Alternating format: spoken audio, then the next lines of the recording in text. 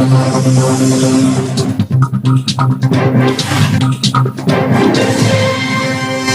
में उपचार के दौरान हुई युवक की मौत को लेकर परिजनों ने कहा, लापरवाही से हुई मौत, बाउंसर्स ने भी पीटा।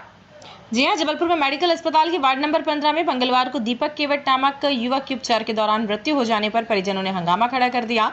परिजनों का आरोप था कि इलाज में लापरवाही बरतने के चलते युवक की मृत्यु हुई है।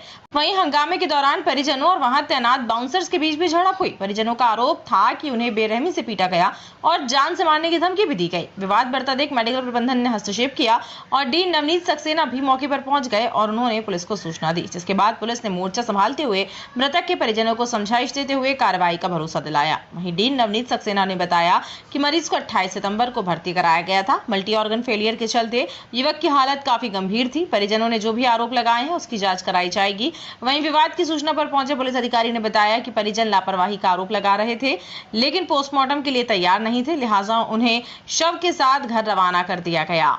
पीबीसी के लिए जबलपुर से ऋषि रजक की रिपोर्ट।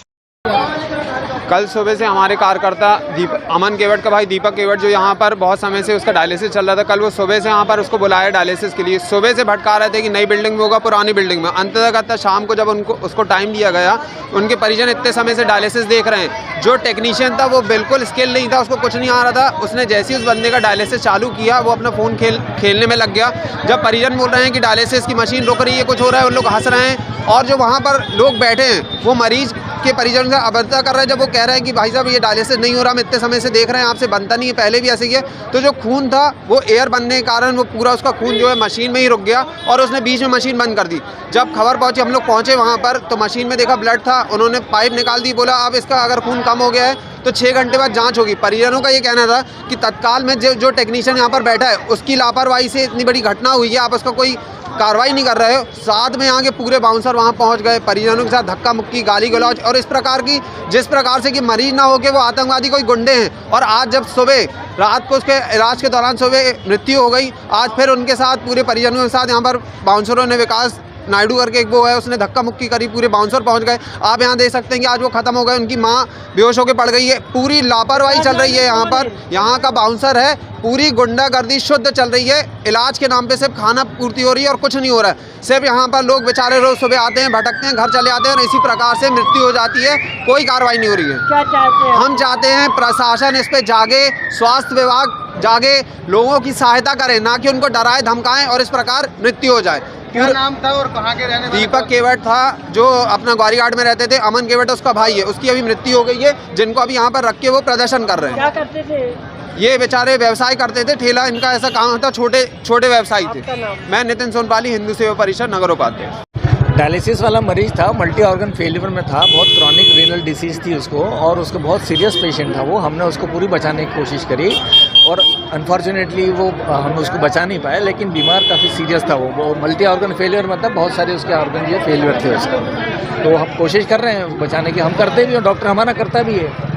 ठीक है, सर, एक लापरवाही का आरोप लगा है मेडिकल में। हाँ, आरोप लगाया उन्होंने लापरवाही का। इसके लिए हम एक कमेटी बनाएंगे और कमेटी बना के जो भी उसमें तथ्य होंगे और जो दोषी होगा उसको नियमानुसार कार्रवाई की जाएगी, बिल्कुल की जाएगी। द्वारा मारपीट भी की गई। मारपीट का तो मुझे ध्यान, हो सकता है कुछ दो दलों में कुछ हो गया होगा, मुझे इतना वो नहीं है, बट आप जहाँ तक जांच का सवाल है वो मैं करा दूंगा।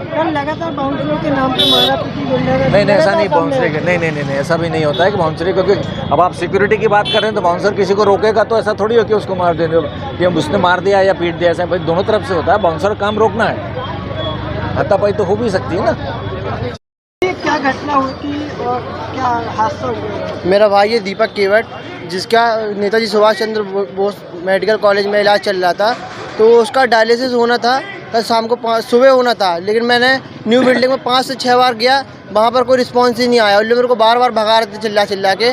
फिर मैं वहाँ पर, उन्होंने बोला कि क्या बोलते हैं, पुरानी बिल्डिंग में ही तुम्हारा डायलिसिस हो जाएगा। ठीक है, उसके बाद वो जो डायलिसिस चालू कर रहा था, डायलिसिस चालू करते ही नहीं बन रहा था।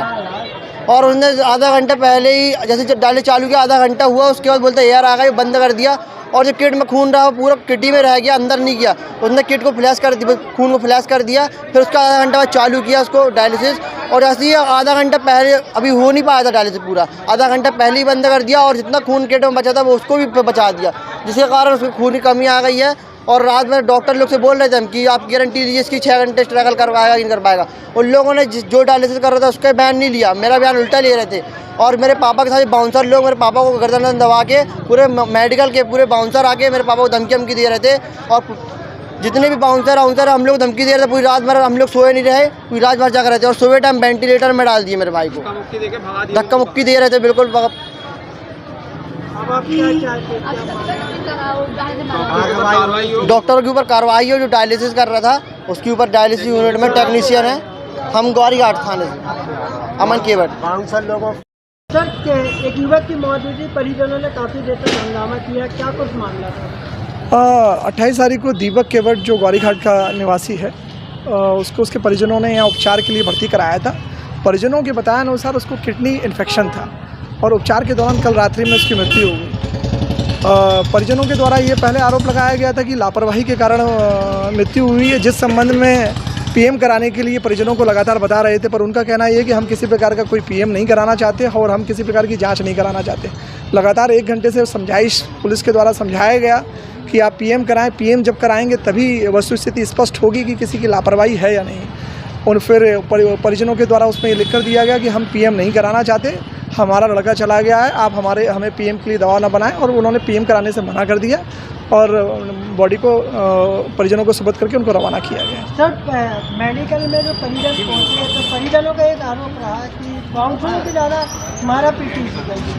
अब इस संबंध में यदि का जो आरोप नहीं है, लेकिन अगर अभी तक परिजनों के द्वारा किसी प्रकार की इस संबंध में कोई शिकायत नहीं दी गई है, अगर कोई शिकायत देते हैं तो उसमें विधिवत वैधानिक कार्रवाई की जाएगी। तो लगातार बाउंसरों की शिकायतें आती हैं, उसके बाद भी ये लगातार गुंडागर्दी को उतारने किस तरह की कार्रवाई होगी इनकी? अगर बाउंसरों के द्वारा इस घटनाक्रम की लगातार पुनरावृत्ति की जाती है तो जो वैधानिक कार्रवाई होगी वैधानिक कार्रवाई की जाएगी। अपने आसपास की हर छोटी बड़ी खबर देखने के लिए हमारे channel police bureau creates news को बेल आइकन दबाकर सब्सक्राइब करें, जिससे आपको हर खबर समय से मिलती रहे। अधिक जानकारी के लिए हमसे संपर्क करें। हमारे कॉन्टैक्ट नंबर हैं 9039011886 एवं 9770229999।